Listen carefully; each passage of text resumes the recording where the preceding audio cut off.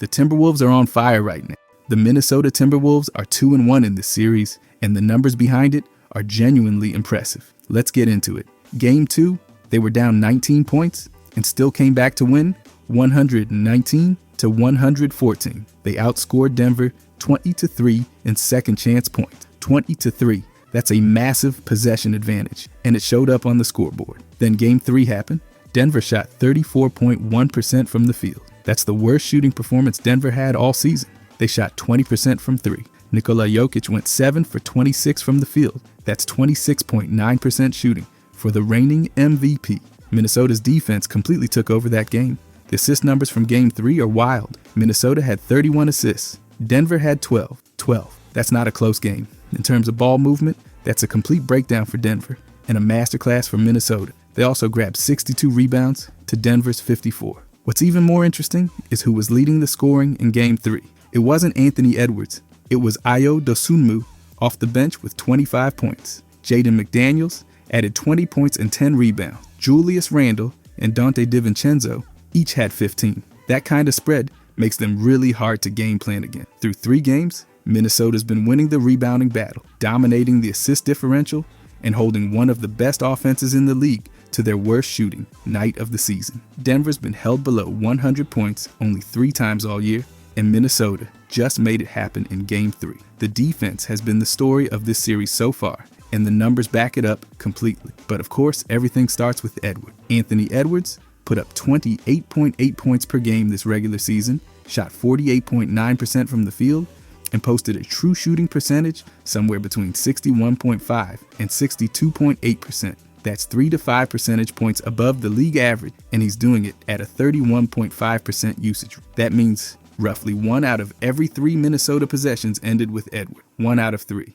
That's an enormous load, and he carried it efficiently all season long. But here's the thing. The regular season is one thing. Winning a championship is a completely different conversation, and the numbers tell a very specific story about what he's going to have to do. Let's start with scoring, because that's the foundation of everything. Edwards needs to be putting up 30 to 32 points per game in these playoffs, and he needs to do it on at least 60% true shooting. He's already close. He's already at 28.8 on 62% true shooting, so the scoring volume just needs to tick up slightly. The efficiency needs to hold. That's the hard part, because playoff defense is designed to make that exact combination fall apart. Defenses will game plan specifically to take away his most comfortable looks, and if his true shooting drops from 62% down to 56 or 57%, he's suddenly a below average efficiency primary scorer.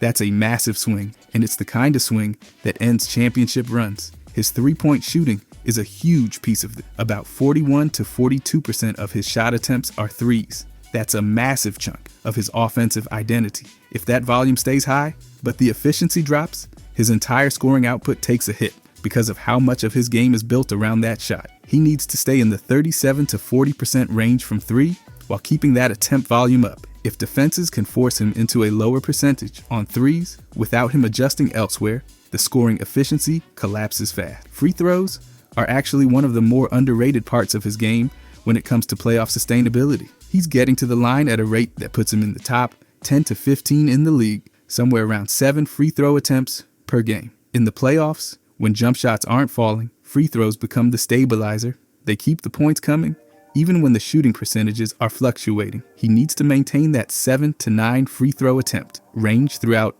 the playoffs. That's not glamorous, but it matters enormously for keeping his efficiency stable over a long postseason run. Now here's where it gets really interesting. His playmaking. Right now, he's averaging 3.7 assists per game on a 17.6% assist rate. For a player with his usage and scoring responsibility, that's respectable, but it's not enough to carry a team to a title. The number that needs to go up is assists. He needs to get closer to 5 or 6 assists per game, pushing that assist rate up to around 20% or higher. Here's why that matters so much. Minnesota doesn't have a Nikola Jokic running a system that generates open shots for everyone automatically. They don't have a Luka Doncic, who's a full heliocentric playmaker creating for others constantly. Their half-court offense isn't built around a pass-first engine. It's built around Edwards' gravity. So if he's not converting that gravity into actual assists and open looks for his teammates at a higher rate, defenses can just sit on him and force everyone else to beat them. And that's a losing formula in the playoffs. His turnover rate right now is 9.5%, which is genuinely impressive for someone with his usage. High usage stars almost always have elevated turnover numbers, and he's kept it low. But in the playoffs, the pressure goes up, the defense gets smarter, and turnovers tend to spike. He needs to keep it under roughly 3 turnovers per game. Every turnover at his usage level is a wasted possession that Minnesota can't afford, especially in close playoff games where every possession matters. The concept of gravity is something the numbers alone don't fully capture, but it's measurable in the results it produces. At 31.5% usage, every defensive scheme in these playoffs is being built around stopping double teams, help rotations, early traps, late closeouts. It's all designed with him in mind. The question is whether he's making defenses pay for that attention consistently enough to open up the rest of the offense. That shows up in team assist rate and open shot frequency for his teammates. If Minnesota's moving the ball well and creating good looks, a big part of that is Edwards forcing the defense to collapse and then making the right read. That needs to be a consistent part of his game,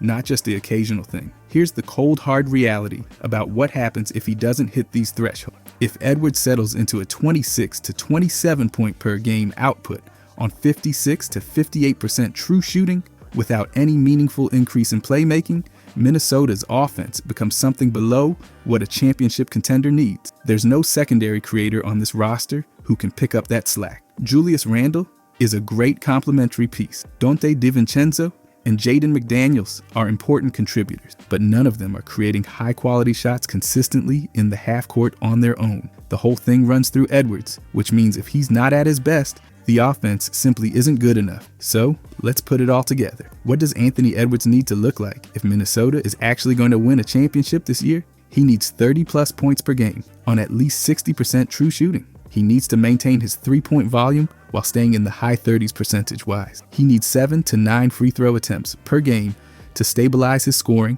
when shots aren't falling. He needs to push his assists up to 5 or 6 per game to take some of the creation burden off of a roster that doesn't have a natural secondary playmaker. He needs to keep his turnovers under 3 per game, and he needs to be generating consistent defensive attention that translates into open opportunities for everyone around him. The good news is that his regular season numbers show he's close to most of these thresholds already. The true shooting is there, the volume is there, the usage is there, the turnovers are already well managed. The jumps he needs to make are real, but they're not enormous. The scoring needs to go up a couple of points. The assists need to go up a couple per game. The efficiency needs to hold under playoff pressure. But that's the challenge. Holding elite efficiency under playoff pressure at that usage against defenses that are fully locked in on stopping you specifically is one of the hardest things to do in basketball. The players who do it consistently are the ones who win championships. Anthony Edwards has every tool in his game to get there. Whether he actually does it in these playoffs is going to define this entire Minnesota run. The numbers have set the bar. Now it's about whether he clears it. But that reminds me, this video is presented by PrizePicks, America's #1 sports picks app. The playoff push is heating up right now. And with all these big games, I've been using PrizePicks a lot more, especially their new team picks. It just makes watching everything way more interesting because now I'm not just watching the game, I actually have a take on who's going to win. I've always liked making player picks on PrizePicks, but now with team picks, I can go even further. I can pick game winners, spreads, totals, and even who's going to win it all. So every single game actually matters way more. And what I like is everything is in one place.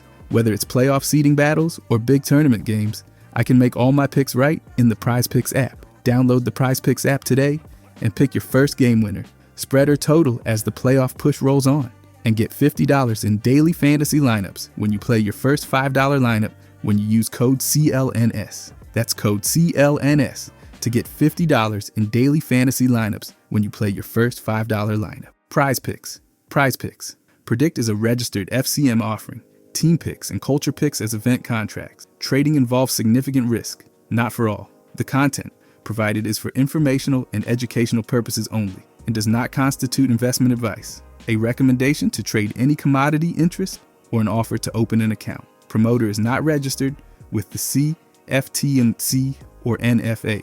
PrizePicks Predict does not endorse or guarantee any statements made by third-party promoters or influencers. Please consult with a qualified professional before making any trading decisions. But after Edwards, it comes down to Gobert. Rudy Gobert averaged 11 points and 11.5 rebounds per game this regular season, shot 68 to 69% from the field, which led the entire NBA, and posted a defensive rating of around 110.1. The team's defensive rating with him on the floor was approximately 112.7. Without him, it jumped to around 121. That's a 10 to 12 point swing, and that number is the most important stat in this entire conversation. Let's put that in perspective. A 10 to 12 point defensive rating swing means that when Gobert sits, Minnesota's defense goes from one of the better units in the league to something that looks completely different. That's not a role player impact. That's a franchise-altering defensive presence, and it's the entire foundation of what Minnesota is trying to do this postseason. His net rating tells the same story. When he's on the floor, Minnesota sits at plus 6.5. When he's off, it drops to negative 0.8. That's a swing of over 7 points in net rating, just based on whether one player is on the court or not. Championship teams need their best players to have that kind of measurable impact, and Gobert absolutely does in ways that don't always show up in a basic box score. Now here's what he needs to maintain for Minnesota to actually win a title. The team defensive rating with him on the floor has to stay at around 110 or better. That's the threshold. If it creeps up toward 115 or 118, that's league average defense, and Minnesota can't win a championship with league average defense. Their offense isn't built around a heliocentric system that generates elite shot quality on its own. Anthony Edwards is the engine, but he's a scorer and a secondary creator, not a full playmaking system. The defense has to carry its weight every single night. The rim protection piece of this is massive. Gobert is putting up around 1.5 to 1.7 blocks per game, but the blocks number alone undersells what he actually does. The real impact is in deterrence. Opponents actively avoid the rim when he's protecting the paint. They take more mid-range shots, more perimeter shots, shots they're less comfortable with, because going at Gobert at the rim is a losing proposition. Game 3 against Denver showed what this looks like at its best. Minnesota held the Nuggets to 34.1% from the field as a team. That's not happening without elite rim and paint suppression from Gobert anchoring the whole thing. That level of defensive performance has to carry forward throughout this postseason if opponents start feeling comfortable attacking the paint. If rim efficiency against Minnesota starts climbing, the whole defensive identity starts to break down. And once that happens, there's no fallback. There's no other player on this roster who can replace what he does defensively. Jaden McDaniels is an excellent perimeter defender, but perimeter defense can't compensate for a compromised interior. Rebounding is the next critical threshold, and it connects directly to possession control. 11.5 rebounds per game puts him in the top 5 in the entire NBA. In the playoffs, where every single possession matters more than it does in February, that rebounding volume is invaluable. He needs to stay in the 11 to 13 rebound range. Defensive rebounds end possessions and get the ball back to Edwards and the offense. Offensive rebounds create extra chances that the other team can't do anything about. Playoff basketball gets tighter, defenses get more physical, and teams that control the glass control the pace of the game. Gobert has to own that role completely. Foul trouble is genuinely one of the biggest risks in this entire Minnesota championship picture. During the regular season, Gobert accumulated enough flagrant fouls to earn a 1-game suspension. In the playoffs, foul trouble doesn't just cost minutes, it costs everything. Remember that 10 to 12 point defensive swing? When he's off the floor, every minute he sits in foul trouble, that gap is showing up on the scoreboard. He needs to be playing 30+ minutes per game consistently. He needs to be staying out of foul trouble. He needs to be on the floor in the fourth quarter when defensive stops matter most. If he's sitting with 4 fouls in the third quarter of a close playoff game, that's a crisis for Minnesota's championship hopes. His offensive efficiency needs to hold as well. Even though his offensive role is pretty specific, he's not creating shots, he's finishing them. Lobs from Edwards, driving and kicking, putbacks off offensive glass, dump-offs from ball handlers who draw help defense. But he's finishing those opportunities at 68 to 69%, which is the most efficient shooting rate in the NBA. That efficiency is incredibly valuable because it means every possession that ends with him getting a touch near the basket has an extremely high likelihood of producing points. If his field goal percentage drops significantly, it might not seem like a huge deal given how few shots he takes, but every miss matters more when you're not taking many attempts to begin with. He needs to stay in that 65 to 70% range. There's also an element of his game that doesn't show up in any stat line, but is completely real in how it affects Minnesota's offense. His screening and roll gravity creates driving lanes for Edwards. When Gobert sets a pick and rolls to the rim, defenses have to make a decision. If they go under the screen, Edwards gets a clean look from the perimeter. If they go over, Gobert's rolling to the basket with a clear path for a lob. If they send a second defender to stop Edwards, someone else is open. That pick and roll dynamic generates easy offense without showing up in the assist or scoring columns for Gobert.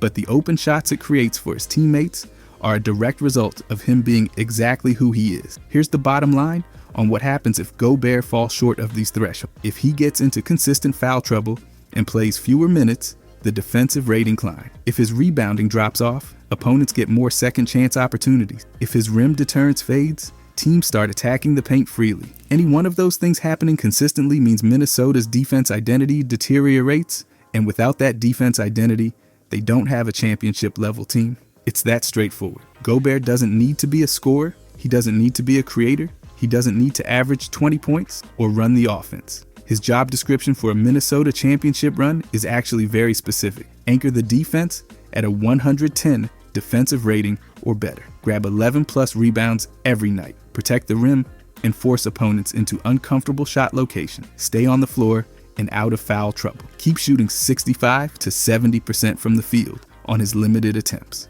And continue being the screening and rolling presence that makes Edwards' job easier offensively. Minnesota's championship structure has two pillars. Edwards is the offensive engine. Gobert is the defensive system. Neither one works at a championship level without the other performing their specific role at an elite standard. Edwards needs to score 30 plus on 60% true shooting. Gobert needs to hold that defensive rating at 110 or better while controlling the glass. If both of those things happen consistently, Minnesota has a real case. But if Gobert slips, there's no backup plan. He's not replaceable, and the numbers prove it. But then Randle will also have to be huge. Julius Randle averaged around 21 to 22 points, 6.7 to 7 rebounds, and 5 to 5.4 assists per game this regular season. He shot 48 to 49% from the field and posted a true shooting percentage of around 58.5%. His usage rate was 26.5%. And his assist percentage was 23.1%.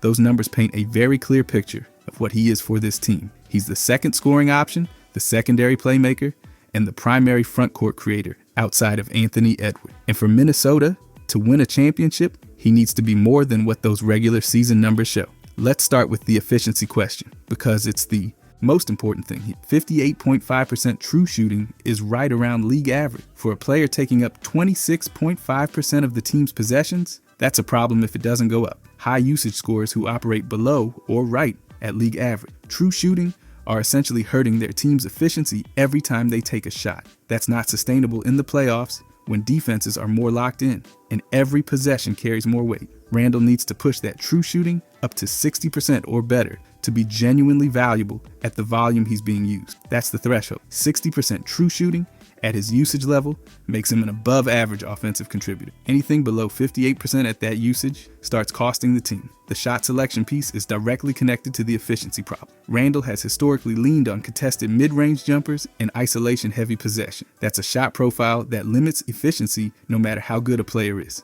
In the playoffs, when teams are scheming specifically to force him into those situations, it gets even harder. He needs to shift more of his volume toward paint scoring and catch and shoot opportunities where his percentage is going to be higher. His efficiency ceiling isn't really about how many shots he takes, it's about which shots he takes. If he can reduce the contested mid-range attempts and increase the higher percentage looks, the true shooting number goes up and he becomes a much more valuable offensive piece for this team. His playmaking is actually one of the most underrated parts of his game, and it's critical to how Minnesota functions. 5 to 5.4 assists per game with a 23.1% assist rate is genuinely high production for a power forward. Not a lot of forwards are initiating at that level. Minnesota doesn't have an elite half-court system the way Denver does with Nikola Jokic running everything. They don't have a full heliocentric playmaker, so Randle's ability to create for others in the half-court is genuinely important to keeping the offense from becoming completely one-dimensional. He needs to maintain that 5 to 6 assists per game range throughout the playoff. If his playmaking drops off, the offense becomes Edwards and everyone else standing around, which is not a championship formula. The consistency issue is something that can't be ignored. Before the All-Star break this season, Randle was in the 22 plus points per game range. After the All-Star break, that number dropped to around 18.1 points per game. That kind of fluctuation is a real concern for a playoff run. Second options on championship teams need to be stable. They need to show up at roughly the same level every single night, because when the primary option has a tough shooting night, the second option has to be there. If Randle is only performing at his best level half the time and fading in the other half, that's not enough. He needs to eliminate those efficiency dips and bring consistent 22 to 25 point production across an entire playoff series. One great game followed by 2 quiet games isn't going to cut it. There's also a very specific scenario that matters a lot in playoff rotation, and that's what happens when Edwards sits. Coaches stagger their stars minutes to maintain lineup quality throughout the game, which means there are going to be stretches every night where Randle is the primary offensive option on the floor. In those minutes, he can't be just a complimentary piece. He needs to be creating his own shot, initiating for teammates, and keeping the offense functioning. If those non-Edwards minutes become dead possessions and turnovers, Minnesota loses the scoring margin that they need to win close games. Randle has to control those stretches efficiently. Decision-making under defensive pressure is another area that's going to be tested. Playoff defenses are going to force him into tough mid-range shots and isolations deliberately. They know his tendencies. They're going to try to get him into late clock situations where he's making a contested 2-point jumper. The required adjustment is being able to pass out of those situations more consistently. When the double team comes, when the shot clock is running down and the defense has him where they want him, he has to be making the right read and getting the ball to an open teammate rather than forcing a tough shot. His 23% assist rate shows he has the playmaking instincts to do that. The question is whether he does it consistently enough under playoff pressure. Rebounding is an area where he needs to hold his ground and potentially do more. 7 rebounds per game is solid, but in the context of a Minnesota team that's trying to dominate the possession battle, he needs to be in the 7 to 9 range consistently. Rudy Gobert is the primary rebounder and defensive anchor, but Gobert can't do it alone. Randle has to be securing the secondary rebounds, crashing the offensive glass for extra possession, and keeping the possession advantage that Minnesota has been building in this series. In Game 3 against Denver, they out-rebounded the Nuggets 62 to 54. Gobert had 12 rebounds in that game, but the team rebounding total only gets to 62 because everyone around Gobert is also doing their part, and Randle is a big piece of that. His current playoff sample is actually encouraging in terms of role. In Game 3, he scored 15 points without dominating the usage, and that aligns with what the optimal version of his role looks like. He doesn't need to be the guy. He needs to be a reliable, efficient contributor who takes pressure off Edwards without creating pressure on the offense through bad shot selection or turnover. Here's the overall picture. Minnesota's championship structure has 3 pillars. Edwards is the offensive engine. Gobert is the defensive system. Randle is the offensive bridge that connects everything else. If Randle is playing at league average efficiency, the offensive ceiling is limited because Edwards can't carry every single half-court possession alone, and Gobert isn't a shot creator. But if Randle is playing above average efficiency, consistently hitting 60% true shooting, maintaining 5 to 6 assists per game, limiting the contested mid-range attempts, and controlling the offensive minutes when Edwards is resting, the offense becomes genuinely sustainable at a championship level. He doesn't need to be a superstar. That's not the ask. The ask is being an efficient, consistent, reliable secondary creator every single game. 22 to 25 points on 60% true shooting, 5 to 6 assists, 7 to 9 rebounds, good decisions under pressure, consistent production on both sides of the All-Star break, not just one half of the season. If he can do all of that, Minnesota's offense has enough to support what Edwards and Gobert are doing on either end. If he can't, the whole structure starts to show cracks that playoff opponents will absolutely exploit. If you enjoyed this, I'm going to be posting a lot here. I would greatly appreciate it if you could subscribe. Thanks for watching.